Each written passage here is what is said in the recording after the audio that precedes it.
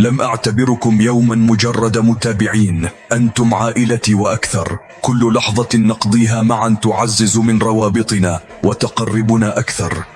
تحية لكم من أعماق قلبي لكل فرد منكم أينما كنتم وفي أي بلد تسكنون.